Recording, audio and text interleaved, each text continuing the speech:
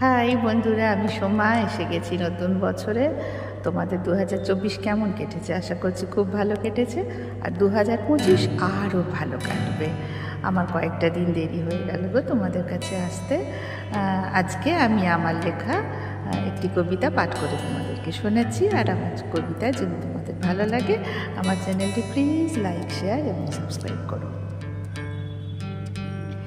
সারাটা দিন মন কেমন করা দু একটা শব্দ আমার মাথায় এলো। এর চেয়ে বেশি যা এলো নতুন বছরে, তা হলো নিজেকে অনেকবার ধন্যবাদ জানালাম।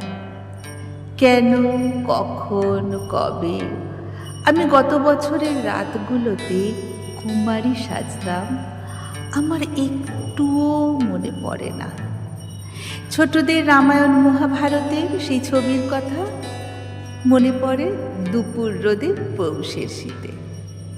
আর ভীষ্মের সরসজ্জা দেখে ভয় মায়ের কোলে ঘুমিয়ে পড়তাম। এই নতুন বছরে আমি ওই তাল গাছটার থেকেও অনেক বড় হয়ে গেছি। বড় হতে হতে কবে যেন আকাশ বাতাসকে ছাড়িয়ে অনেকটা বড় হয়ে গেছি। আমাকে কাঁদতে নেই, আমার ইচ্ছা থাকতে নেই। আমি হেসে হেসে ভেসে যাই, ভেসে ভেসে হেসে যাই।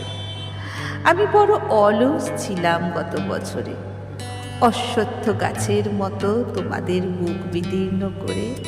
দেখো, নতুন বছরে নতুন মশাল জ্বালাবো আমি। আমি হব আগামী শতাব্দীর লক্ষ সন্তানের জন্ম।